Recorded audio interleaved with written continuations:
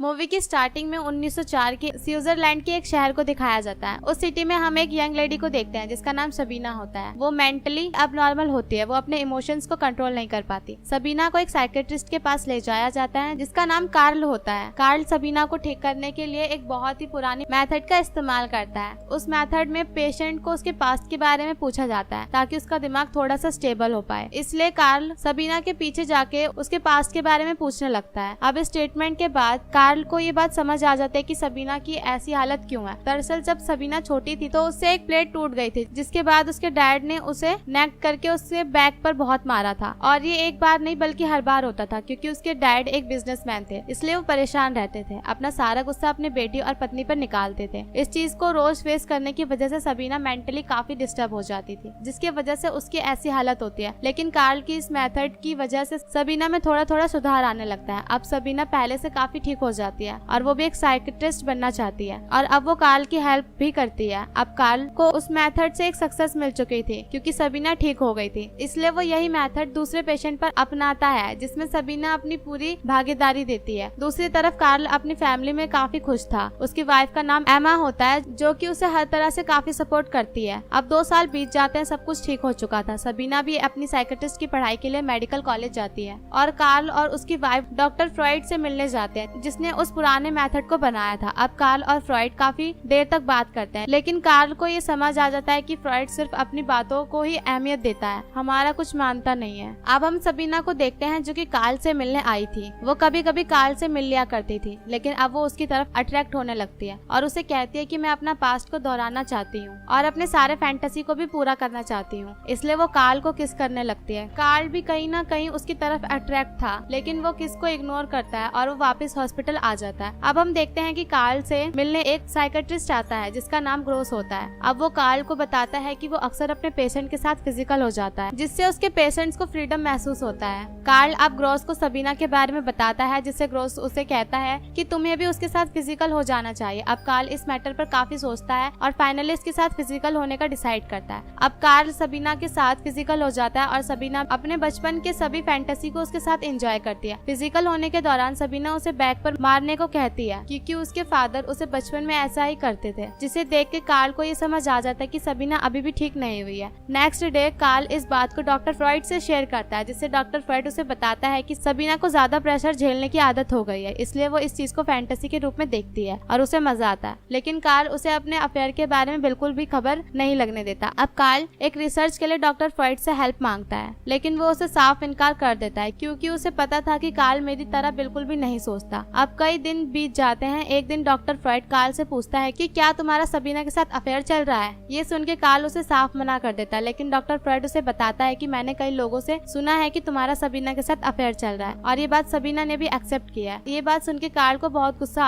आता है और वो सीधा सबीना के पास जाता है और उससे ब्रेकअप कर लेता है। सबीना उसे जाने से मना करती है, लेकिन कार्ल नहीं मानता और उससे ब्रेकअप करके वहाँ से चला जाता है। अब सबीना अकेली पड़ गई थी और उसे अपनी पढ़ाई के लिए एक साइकियाट्रिस्ट की भी जरूरत थी, इसलिए सबीना डॉक्टर फ्रॉइड को एक लेटर लिखती है जिसमें वो डॉक्टर फ्रॉइड को पढ़ाने के लिए अप्रोच करती है और साथ ही वो कार्ल और अपने रिलेशन के बारे में भी बताती है। इसलिए डॉक्टर फ्रॉइड जब कार्ल से ये बात पूछता है कि कार्ल उसे कहता है कि हम एक अच्छे दोस्त हैं और कुछ नहीं, इसलिए डॉक्टर फ्रॉइड एक लेटर सबीना को लिखते हैं जिसमें वो उसे पढ़ाने के लिए मना कर देता है और दूसरे पर उसे झूठा इल्जाम लगाने से उसे वो बहुत डांटता भी है, जिससे सबीना को बहुत गुस्सा आता है और वो कार्ल के पास जाके सब कुछ बताने को कहती है और वो उसे ब्लैकमेल करती है, जिससे कार्ल थक हार कर डॉक्टर फ्रॉइड को एक लेटर लिखता है जिसमें वो साफ साफ सब कुछ बता देता है, जिसकी वजह से डॉक्टर फ्रॉइड सबीना को पढ़ाने के लिए रेडी हो जाता है। अब कार्ल का अफेयर वाली बात उसकी वाइफ एमा को भी पता चल जाती है। अब कुछ दिनों बाद हम कार्ल को और डॉक्टर फ्रॉइड को देखते हैं जो कि अपने मेथड के सिलसिले में अमेरिका जा रहे होते हैं और उन दोनों की सोच और मेथड बिल्कुल भी मैच नहीं होता, जिसकी वजह से वहाँ पर उन दोनों का आर्ग्यूमेंट हो जाता है और इसलिए डॉक्टर फ्रॉइड कार्ल को एक लेटर का रिप्लाई देने से मना कर देता है। इस वजह से कार्ल को भी काफी दुख होता है और वो काफी डिप्रेस्ड हो जाता है, लेकिन सबीना कार्ल को ऐसी हालत में नहीं देख पाती और वो उसकी हेल्प करती है। लेकिन इतना सब कुछ हो जाने के बाद भी कार्ल अपनी वाइफ को छोड़ना नहीं चाहता, इसलिए सबीना भी कहती है कि मैं अपनी पढ़ाई के बाद कहीं और शिफ्ट हो जाऊंगी और वो ऐसा करती भी है और सबीना किसी यंग डॉक्टर से शादी कर लेती है।